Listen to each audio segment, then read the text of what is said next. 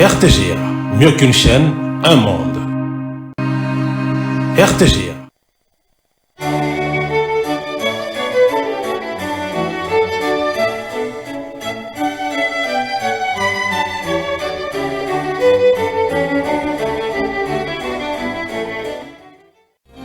Ce journal vous est offert par Tango Protection.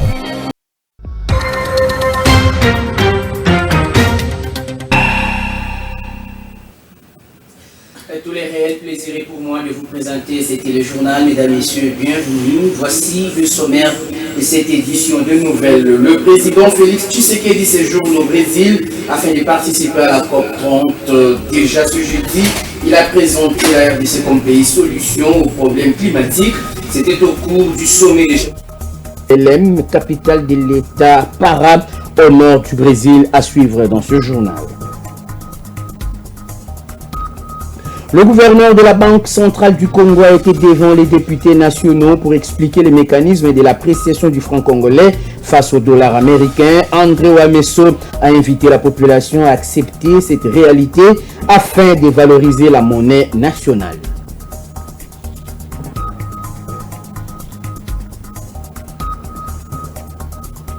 Et puis le premier sergent-major des FARDC âgé de 52 ans sera honoré par la nation au regard des 78 années de loyaux services rendus à la République démocratique du Congo. Alphani Louembwe, c'est de lui qu'il s'agit. Il sera décoré dans les prochains jours. Le vice-premier ministre en charge de la défense nationale l'a rendu visite ce jeudi à Kisangani dans la province de la Chopo. Voici tout pour les titres.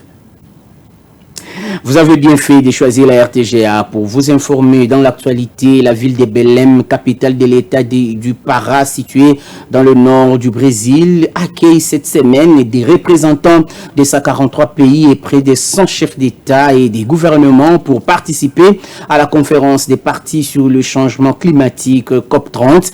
C'est dans ce cadre que le président congolais Félix Tshisekedi a pris part ce jeudi dans cette ville située au cœur de la forêt de l'Amazonie, au sommet des chefs d'État pour parler sur la vision de la RDC comme pays solution.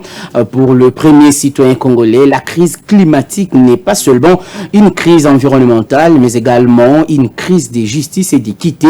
Le chef de l'État congolais a saisi cette occasion pour appeler au rééquilibrage entre le financement de l'atténuation et l'adaptation. Des précisions dans ce reportage de la presse présidentielle. Voici ce que le président de la République a dit. Aujourd'hui, il y a eu des pays qui ont plaidé, les îles Fidji et les autres, qui ont sorti un néologisme. On parle de l'écocide, c'est-à-dire la destruction volontaire de forêts. Et effectivement, en plus du génocide, la République démocratique du Congo est victime de l'écocide. Parce que tous ces envahisseurs sont en train de détruire nos forêts, les parcs protégés, et tous les espaces protégés. Et donc aujourd'hui, la République démocratique du Congo n'est pas que victime d'un génocide, mais aussi de l'écocide, mais toujours avec les mêmes acteurs. Et les chefs des États l'a dit sans embâche, et je crois que ça devrait heurter toutes les bonnes consciences, ça devrait interpeller toutes les bonnes consciences pour dire que mettez fin au génocide, mais mettez aussi fin à l'écocide. Autant on est en train de chercher à détruire toutes les populations congolaises, plus de 10 millions, mais autant aussi des millions d'hectares sont en train d'être détruits par des personnes sans foi ni loi qui créent l'écocide. Donc voilà aujourd'hui ces deux termes importants.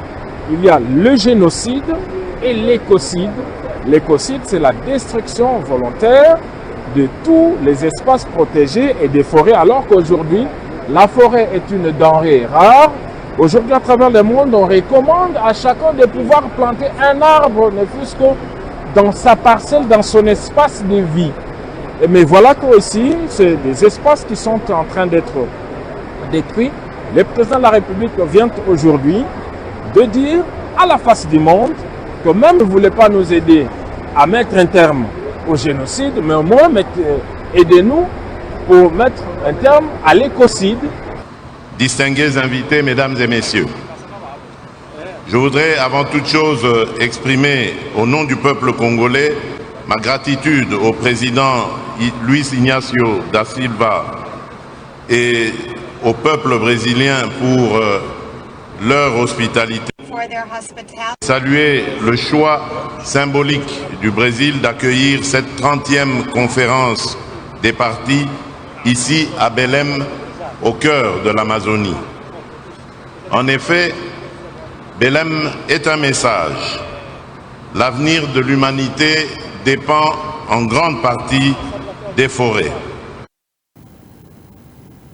Et dans le même chapitre, la journée internationale pour la prévention de l'exploitation de l'environnement en temps de guerre et des conflits armés est célébrée le 6 novembre de chaque année. Et pour la RDC, cette célébration revêt une signification particulière avec ses immenses richesses naturelles. Le Congo-Kinshasa voit souvent ses ressources devenir un enjeu des conflits armés, subissant ainsi les lourdes conséquences. Commentaire de Keref Kabea.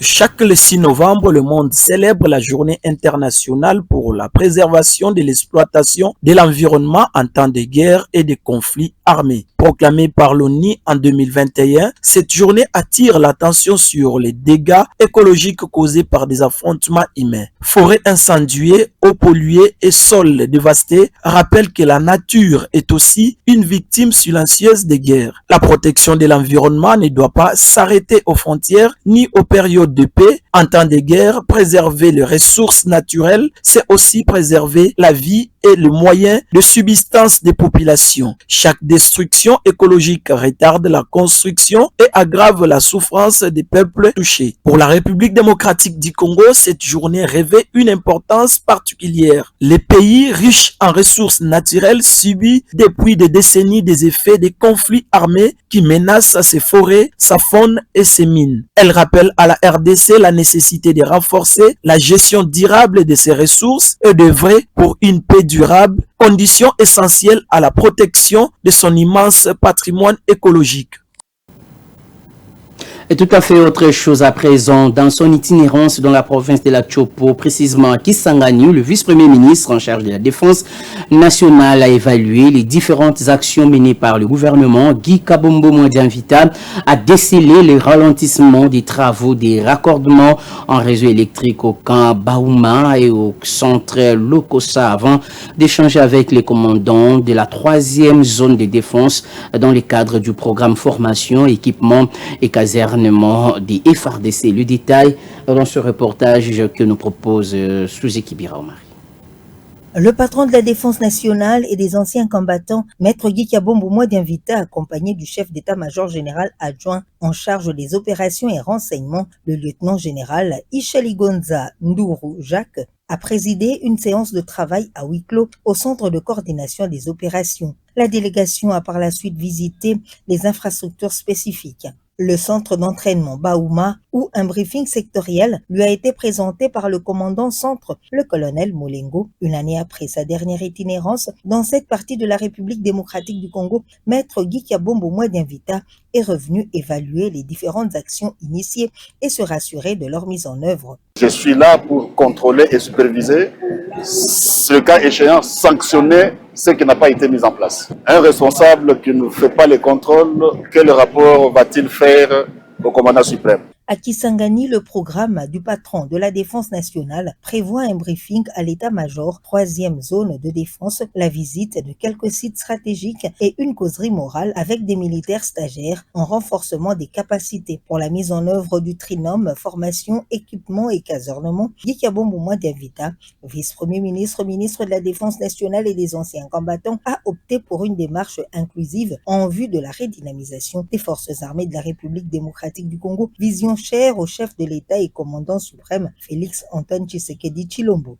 Guy Kabombo Modianvita a enchaîné avec les audiences sur les questions se rapportant à la mise en condition des FARDC, ayant constaté le ralentissement des travaux de raccordement en réseau électrique au camp Baouma et au centre d'instruction Lokosa. Le numéro 1 de la Défense nationale a convoqué le directeur provincial de la SNEL pour se justifier. Ce dernier a apporté quelques éclairages sur le projet. Il a rassuré au patron de la Défense nationale que le projet sera finalisé dans quelques semaines. En rapport avec l'occupation du domaine militaire militaire et l'élargissement de son espace d'entraînement pour les forces armées de la République démocratique du Congo, le vice-premier ministre, ministre de la Défense nationale, a invité les ayants droit coutumiers pour des discussions relatives à la compassion sur l'occupation des terres. Soucieux d'un environnement civilo-militaire harmonieux, les parties prenantes ont trouvé un point de convergence pour l'intérêt suprême de la nation.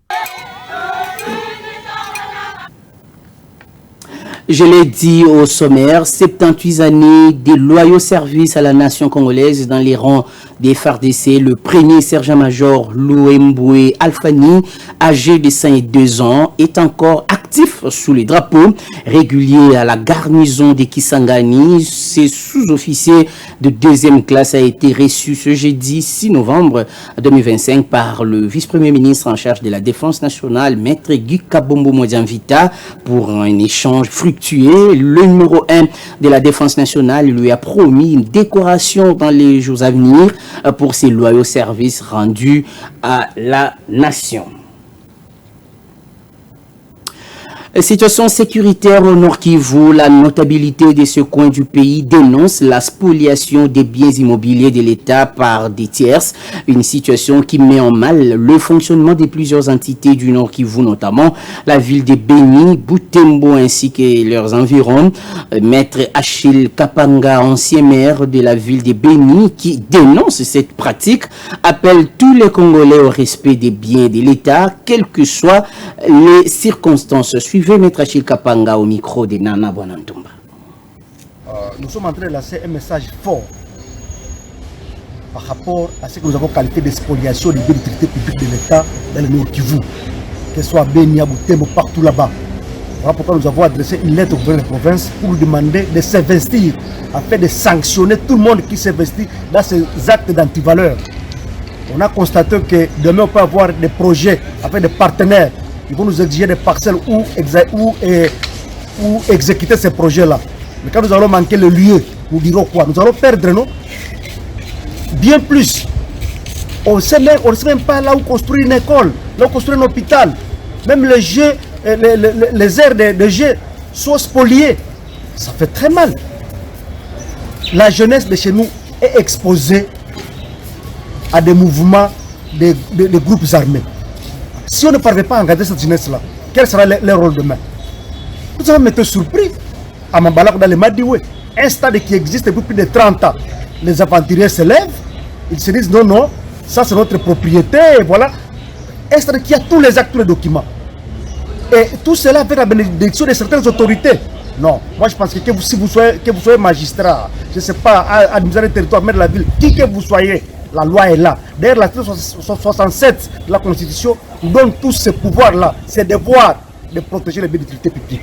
Voilà pourquoi je pense que M. le gouverneur de province, avec toutes les autorités qui nous ont dit en copie, vont prendre compte de cette réclamation, de cette revendication, afin de commencer à sanctionner. Et surtout de donner qu'il y ait des titres de protection, de propriété plutôt sur tous ces biens-là afin de les protéger. Puisque demain, nous devons nous trouver dans la rue sans même un lieu où les enfants peuvent jouer. Non, trop c'est trop. En tout cas, c'est une interpellation et je pense que l'autorité a compris. On va parler de la clôture des travaux sur la stabilité des provinces par le vice-premier ministre en charge de l'Intérieur, Maître Jacquemain Chabani. Plusieurs recommandations ont été formulées pour cimenter la cohésion au niveau des provinces. Les membres du bureau des assemblées provinciales ont été appelés à conduire leurs organes en toute responsabilité et de leur côté, les gouverneurs ont été exhortés à assurer une gestion orthodoxe des ressources provinciales sur des questions d'intérêt général.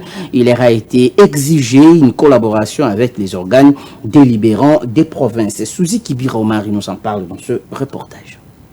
Les membres des bureaux des assemblées provinciales ainsi que les gouverneurs et vice-gouverneurs des provinces étaient en discussion autour de la question de la stabilité des institutions provinciales. Une rencontre qui s'inscrit dans le cadre des instructions du président de la République visant à renforcer la cohésion durable entre les exécutifs et les assemblées provinciales, condition essentielle à la gouvernance et au développement local. Dans son message, le vice-premier ministre, ministre de l'Intérieur, Sécurité, Décentralisation, Affaires coutumières, Jacquemain Chabani, a interpellé les autorités provinciales sur l'étendue abstentions, motions et pétitions répétées qui paralysent l'action publique. Il a à cette occasion communiqué la volonté et la détermination du chef de l'État en faveur de la stabilité des institutions provinciales, particulièrement en cette période de guerre d'agression imposée à la nation par le Rwanda et ses supplétifs M23 AFC. En ce qui concerne les assemblées provinciales, les membres du bureau sont appelés à conduire leurs assemblées respectives à adopter en toute responsabilité une résolution suspendant les pétitions et motions pendant cette période de guerre. Les gouverneurs de province doivent s'engager dans une gestion orthodoxe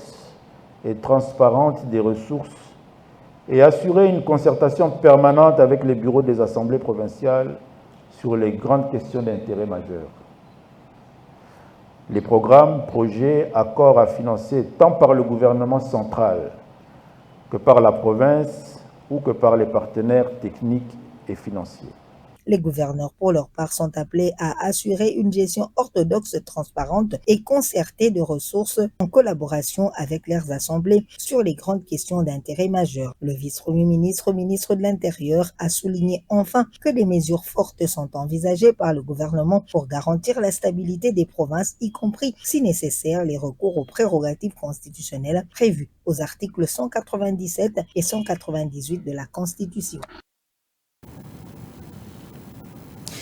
Et dans une lettre datée du 25 août 2025, le vice-premier ministre en charge de l'Intérieur, Chabani Louko, a adressé une correspondance officielle au gouverneur de la ville de Kinshasa, exigeant dans un délai de 48 heures la présentation d'un rapport détaillé sur la gestion de la crise ainsi que l'utilisation des fonds alloués par le gouvernement central. Ce courrier concerne la gestion de la crise humanitaire consécutive aux pluies diluviennes survenues du 4 au 5 avril 2025. Le vice-premier ministre de l'Intérieur également félicite l'autorité provinciale pour la désactivation des sites d'hébergement des populations sinistrées. Toutefois, il rappelle le gouverneur l'obligation de redevabilité. Ce rappel intervient dans un contexte où la transparence sur la gestion des catastrophes naturelles reste une exigence forte des autorités nationales. Je vous le disais au sommaire invité à l'Assemblée nationale, le gouverneur de la Banque centrale du Congo, André Ouamesso, a fourni des éléments de réponse aux députés nationaux sur les mécanismes de l'appréciation du franc congolais face au dollar américain. André Ouamesso a invité la représentation nationale à accepter cette réalité afin de valoriser la monnaie nationale. Il a saisi cette occasion pour s'exprimer sur la politique monétaire de la République démocratique du Congo. C'était au cours de la séance plénière de ce jeudi 6 novembre 2025 au Palais du Peuple. Suivez. L'appréciation du franc égale dépréciation du dollar. Et quand nous sommes dans un traumatisme lié à l'hyperinflation, on ne veut pas l'accepter tout simplement. On ne veut pas accepter que le roi dollar s'est déprécié. Mais c'est la réalité. Ça s'est déprécié. Donc, quand tu as de dollars, tu vis exactement ce que la majorité de Congolais subissaient à chaque fois qu'il y avait dépréciation du franc. Pour comprendre l'appréciation d'une monnaie, il faut comprendre les causes de la dépréciation. Or, nous avons oublié de nous interroger sur les causes de la dépréciation. Parce que comme je l'ai dit tantôt, nous avons intériorisé le fait que la dépréciation, c'était une seconde nature, la dépréciation du franc. Donc à chaque fois qu'il y a dépréciation, il n'y a aucun document, je vais encore énerver, mais c'est vrai, il n'y a aucun papier d'un professeur d'université pour expliquer à la nation congolaise pourquoi le franc s'est déprécié. Il n'y a pas de commentaires dans les réseaux sociaux, il n'y a pas de questions d'actualité à l'Assemblée nationale, il n'y a pas d'audition à la commission ECOFIN, parce que nous sommes dans la normalité. Le franc congolais a pour vocation d'être faible, et je crois même que cette situation, si on analyse bien, c'est même dans notre subconscient par rapport à notre pays lui-même.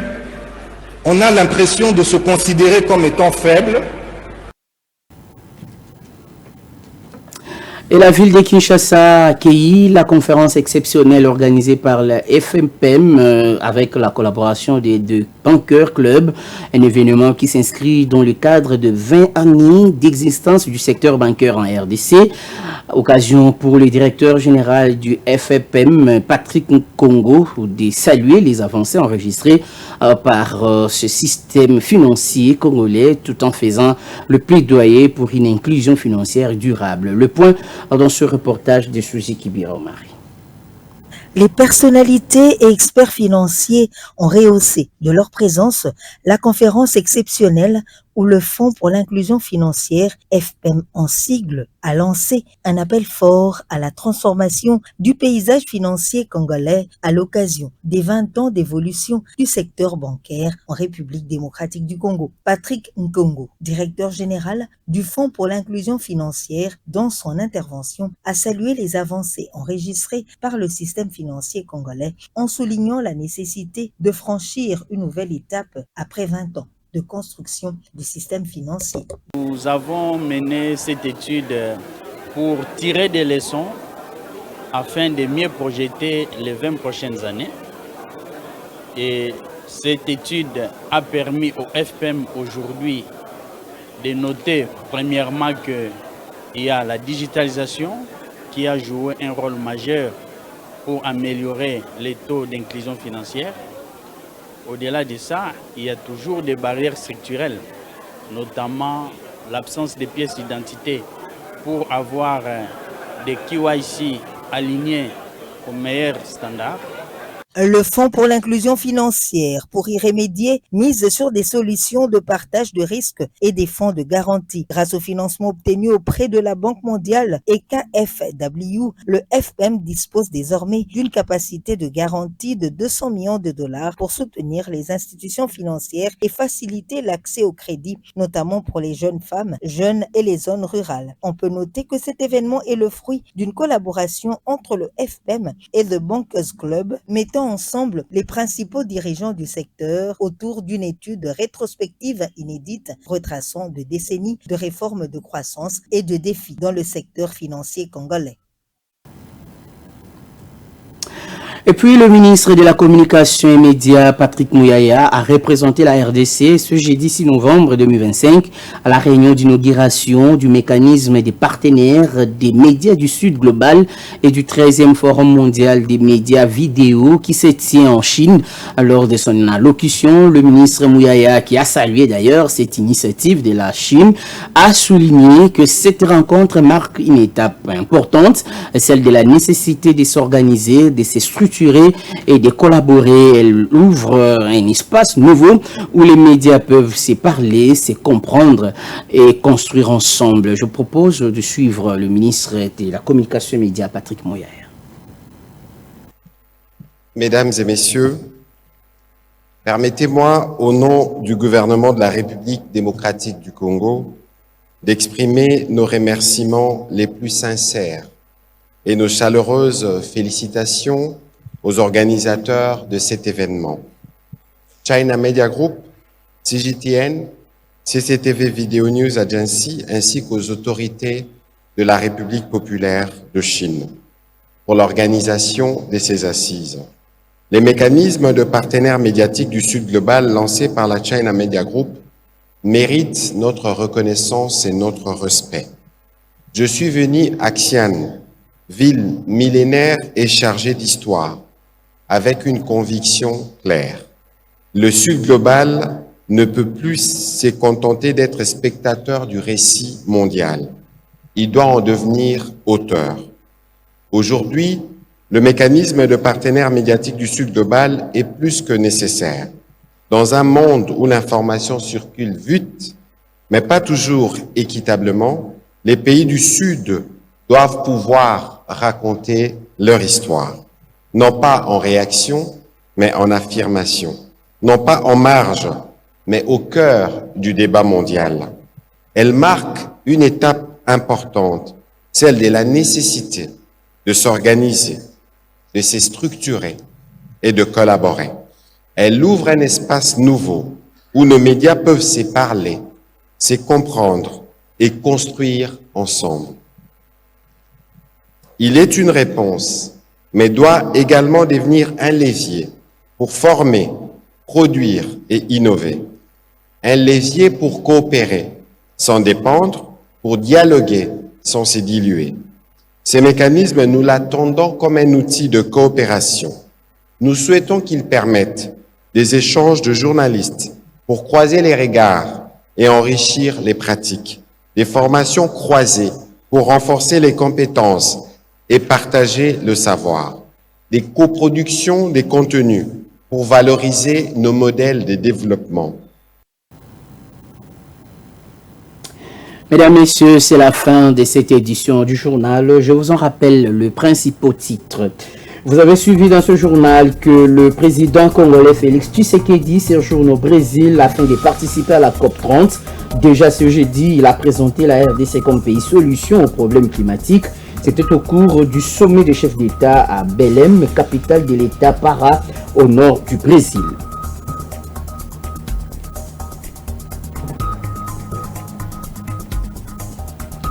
Nous avons parlé du gouverneur de la Banque centrale du Congo qui a été devant les députés nationaux pour expliquer les mécanismes de l'appréciation du franc congolais face au dollar américain. André Amesso a invité la population à accepter cette réalité afin de valoriser la monnaie nationale.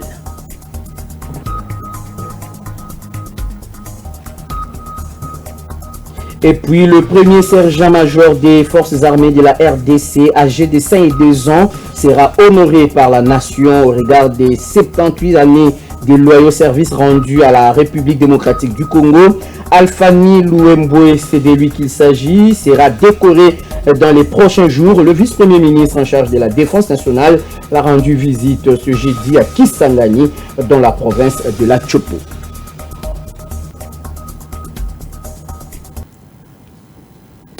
Ce journal est complètement terminé. Merci à vous de l'avoir suivi et bonne suite des programmes sur les antennes de la RTG. D'ici là, portez-vous bien. Au revoir.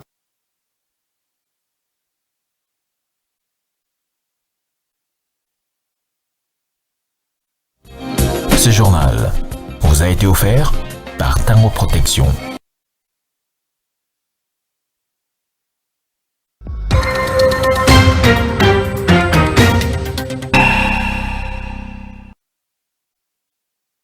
Mieux qu'une chaîne, un monde. RTGA, mieux qu'une chaîne, un monde. RTGA, mieux qu'une chaîne,